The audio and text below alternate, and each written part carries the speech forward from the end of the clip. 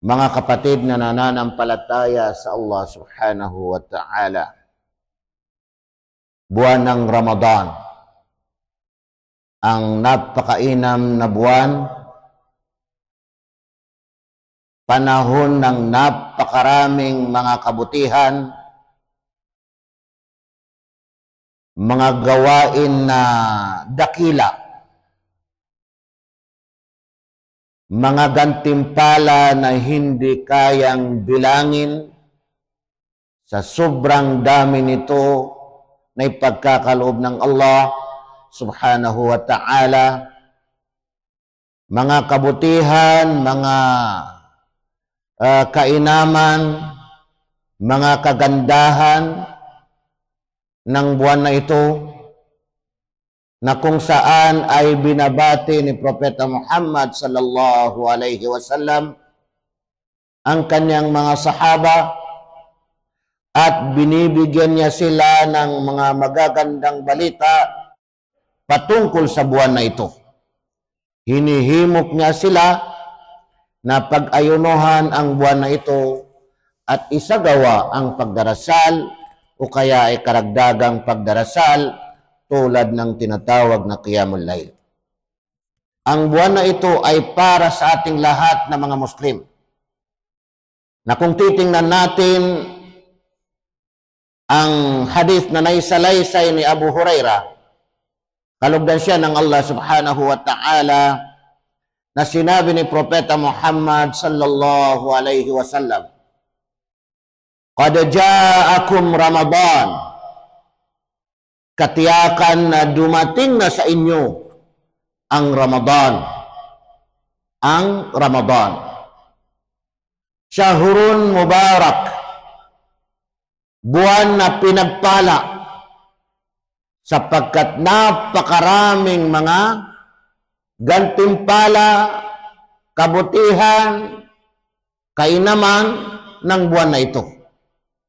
Buwan na pinagpala. Iftaradallahu alaykum siyamahu, na ipinag-utos ng Allah, inobligado ng Allah sa inyo na pag-ayunuhan ang buwan na ito. Tuftahu fihi abwabul jannah. Dito ay bubuksan ang mga pintuan, ang mga tarangkahan ng paraiso. Pag sinabi na bubuksan, ibig sabihin ay tunay na pangyayari na bubuksan ang mga pintuan ng paraiso. At dagdag dito sa pagpapaliwanag ay bubuksan ang maraming mga landas patungo sa kabutihan. Wa tughlaqu fihi abwabul jahim. At dito ay isasara ang mga pintuan ng impyerno. Isasara ang mga pintuan ng impyerno. Pag sinabi na isasara, ibig sabihin ay tunay na mangyayari na ang mga pintuan ng impyerno ay sarado. At dagdag sa paliwanag ay maraming masasara, umaklos na mga landas patungo sa mga kasamaan. Dahil kitang-kita naman natin mga kapatid na nananampalataya sa Allah, pagpasok ng buwan ng Ramadan, ang daming mga landas na nabuksan patungo sa kabutihan.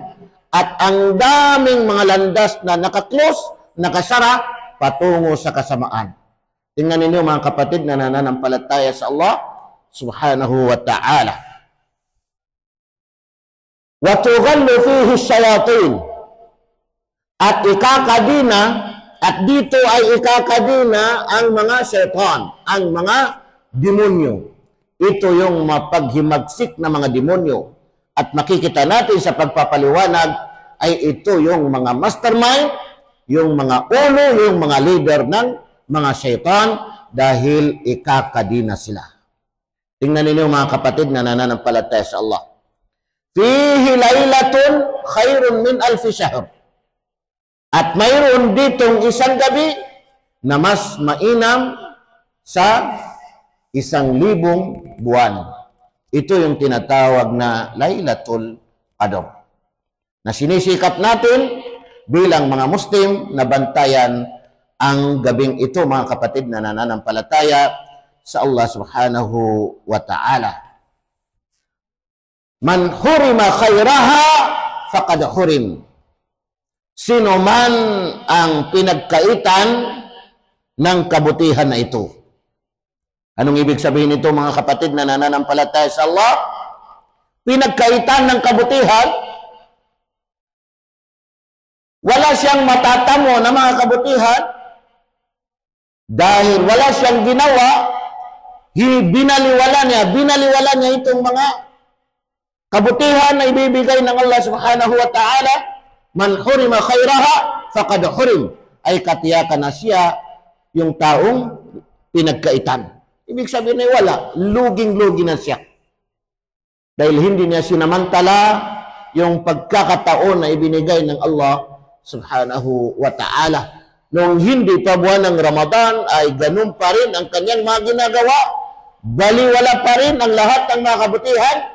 Pagpasok ng Ramadan ay ganun pa rin, wala pa rin pagbabago. Tiyak na siya yung taong pinagkaitan ng kabutihan. Ipinagkait na sa kanya ang mga kabutihan. Tingnan ninyo, mga kapatid na nananampalataya sa Allah subhanahu wa ta'ala. Kaya dagdag pa dito, mga kapatid, ay ang buwan na ito ay ito na yung pinakamainam na buwan sa lahat ng mga buwan. At dito ay ibinaba ang banal na Quran. Tanda natin, dito ibinaba ang banal na Quran. Kaya naman, mapalad ang sinumang tao na marunong bumasa ng banal na Quran.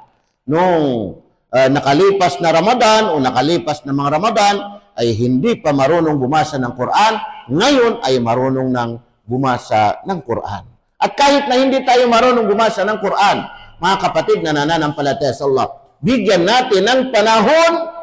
Kung hindi man natin nabibigyan ang banal na Quran before Ramadan, ngayon pagpasok ng Ramadan, bigyan natin ng panahon na yakapin natin ang banal na Quran. Araw-araw.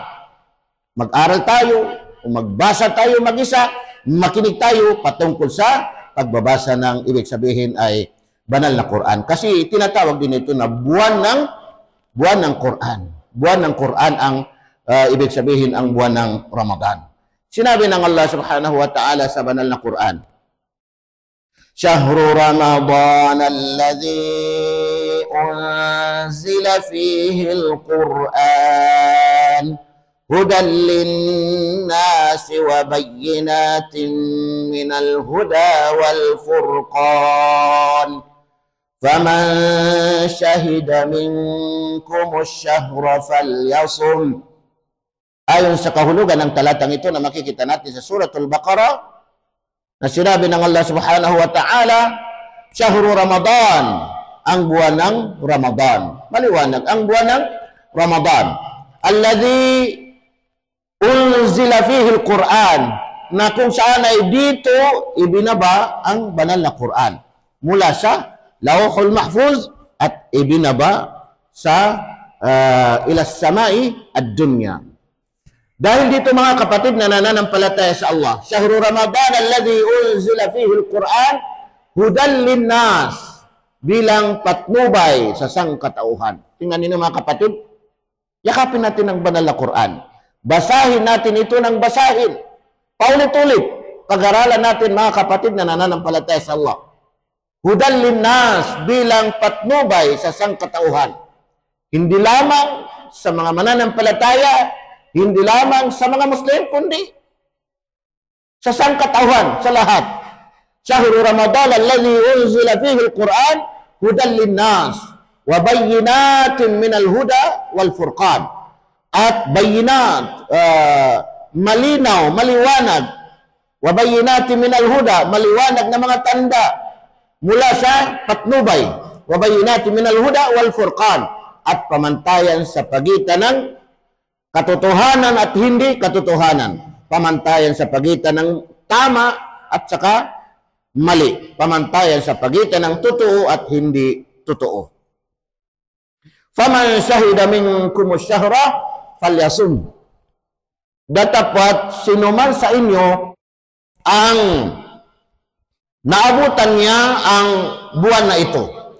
Faman shahida minkum ash-shahra, naabutan niya ang buwan na ito, umabot siya sa buwan na ito, na nasa mabuting kalusugan, na siya ay hindi na sa paglalakbay. Ibig sabihin ay present siya sa panahon na ito na hindi siya nasa paglalakbay. Kasi may mga hatol pagka may sakit, may mga hatol pagka nasa paglalakbay. Faman shahida minkum ash-shahra, sino mang naabutan niya, sino man sa inyo ang naabutan niya ang buwan na ito, falyasum, ay marapat na siya ay mag-ayuno.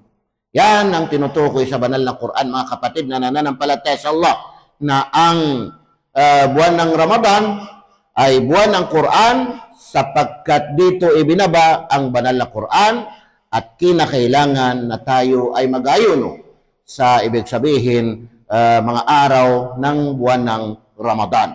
Dahil napakaraming mga gantimpala, napakaraming mga biyaya, napakaraming mga kabutihan na ipagkakaloob ng Allah subhanahu wa ta'ala. Aqulu qawli hadha wa astaghfirullah li wa lakum.